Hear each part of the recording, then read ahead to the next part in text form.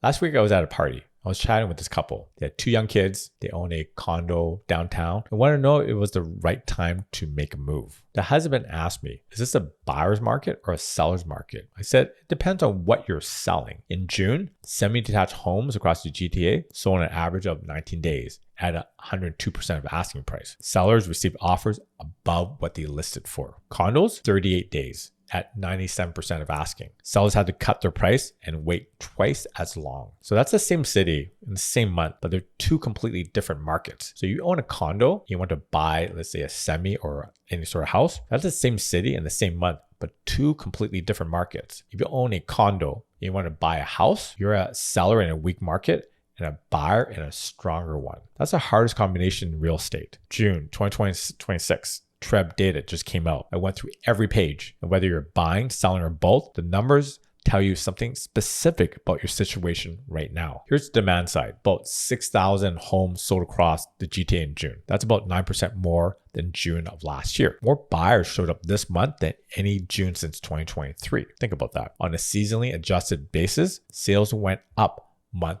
over month compared to May. So this is not just a seasonal bounce. The trend line it's actually rising. So if you're a seller, that numbers means more demand for your property than any point in the last 12 months. Your listing has better odds today than it did in January, February, or March. If you're a buyer, it means you're no longer the only one writing offers. Competition is back, sort of. The days of touring 15 properties with zero pressure are ending in the same pockets. Here's the detail that stood out. Condo sales jumped 14% year over year. That's the biggest increase of any property type. After more than a year of sitting on the sidelines, condo buyers are starting to move. Whether that is bottom fishing or real demand, 14% is not noise. Now look at the other side, supply. In June, 17,000 new listings hit the market. That sounds like a lot, but it's about 12% fewer than June of last year. So sellers are pulling back. At the same time, active listings dropped to about 27,000. So that's down about 13% from a year ago. That's over 4,000 fewer properties sitting in the market compared to last June. So sales are up nearly 10%. New listings are down 13%. Active inventory, that's shrinking. That combination means the market is tightening. The sales to new listing ratio sits at 36%. A balanced market is 40 to 60%. Below 40% is a buyer's market. So at 36%, buyers still have the advantage, but that number was close to 30% earlier this year. It is moving towards a balanced market. Months of inventory is at 4.7 months. Balance is 4 to 6 months. So the GTA is staying right in the middle of the balanced territory for the first time in over a year. So if you're a seller, this is setup you've been waiting for. Fewer competing listings means your property stands out more. You're not listing into a flood of inventory anymore. If you're a buyer, the selection is shrinking. The 40 properties you could have browsed in April might be 30 now. And every month that inventory drops, your negotiating leverage drops with it. Now, let me show you how different this market looks depending on what type of property you're dealing with. Because the GTA average hides a massive variation. Semi-detached homes are the strongest segments right now. There are about 600 sold in June. Average time on market, about 19, selling at 102% of asking. So you've listed a semi on June 1st, you had to accept an offer before June 20th, and that offer was above your list price. If you're selling a semi, price it to create competition. The demand is there. If you're buying one, go in with your strongest offers first. You're likely not the only one at the table. Detached homes, about 3,000 sold, 25 days on the market, 97% of asking. Sales are up about 9% year over year, which is healthy. But at 97% asking, sellers are giving back about 3%. That's real money on detached home. Detached is moving. It's just not moving at a premium. So if you're selling detached home, price at market value, slightly below even. The homes that sell fast in this market are the ones priced at comparable sales, not above them. If you're buying a detached home, you have room to negotiate. 97% means most sellers will look at offers 2 to 4% below asking. Townhouses, about 1,000 sold, 25 days on the market, 100% of asking. So townhouses, they're right on the line.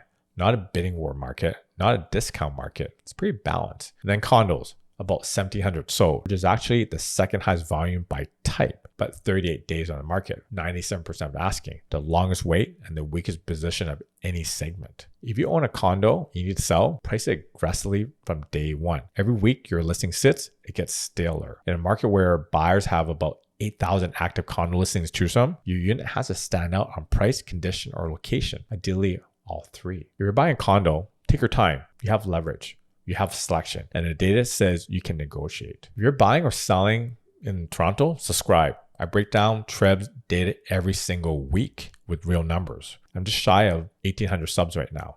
If you subscribe, it helps me keep on making videos just like this. So geography, location matters as much as property type. Here's how the GTA breaks down by area. So let's talk about Toronto East. It's the hottest pocket in the city. There's about almost 600 sales. 102% of asking, 23 days on the market. Months of inventory, 3.7. That's a seller's market territory. So if you're listing in Scarborough, Birchcliff, or East End, expect competition on well-priced properties. Durham region is the tightest market in the entire GTA. Over 800 sales, 99% of asking, 24 days on the market, and just 3.4 months of inventory. At 3.4 months, that's firmly in seller's market range. So if you're buying Ajax, Pickering, or Oshawa, do not sit on a property you like. You could have an offer before you come back for a second look. Let's talk about Toronto West. Over 600 sales, 100% of asking, 28 days on the market, 4.3 months of inventory. The West End is balanced, not tilted in either direction. Sellers get asking price. Buyers have time to decide. Toronto Central, over 1,200 sales,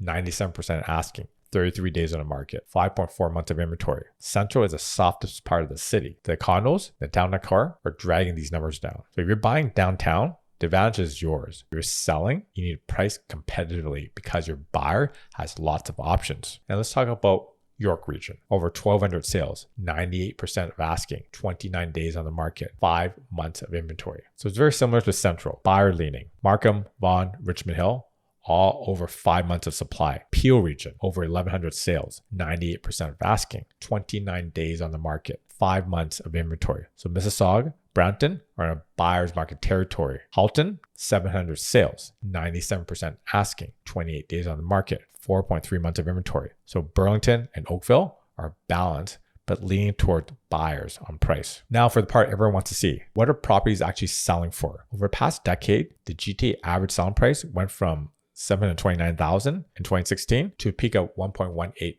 million in 2022, a 63% increase in 6 years. Then the correction started. 2023, 1.12 mil, down 5% from the peak. In 2024, 1.117 mil, down another 0.8%. In 2025, 1,067,000. That's down 4%. 3 years of straight annual decline. So if you bought the peak in early 2022, every single annual average since then has been lower than the previous one. The GTA average selling price in June of 2026 is $1,058,000. That's down almost 4% from June of 2025. That's roughly about $131,000 below the 2022 peak, about 11% correction. But here's the important detail. On a seasonally adjusted basis, the average price was up compared to May. The rate of decline is actually slowing. TRREB's president, Daniel Steinfeld, called 2026 a year of two halves. The first half was the last stretch of the correction. The second half, according to TRREB, will bring accelerating transactions and renewed price growth. That forecast has not played out yet in the price data. Prices are still below last year, but the conditions underneath, more buyers, fewer listings, tightening inventory, are exactly what comes before a price floor forms. Now here's where the split shows up in dollars. Detached, 1.36 mil, down 2% from last year. Semi-detached, 1,038,000.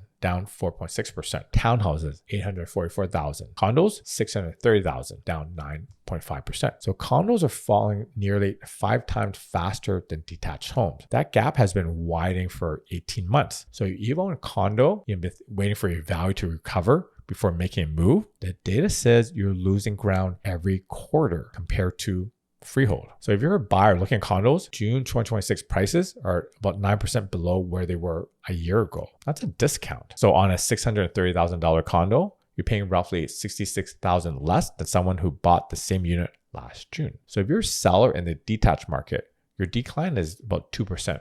It's mild. Your value has held better than any other segment. So price at recent comparable sales and you'll find a buyer. The GTA market is not one market anymore. It's 4 or 5 depending on where you're at and what you own. Semis are in a seller's market, condos in a buyer's market, detached is balanced. And within each type, the region you are in shifts the math again.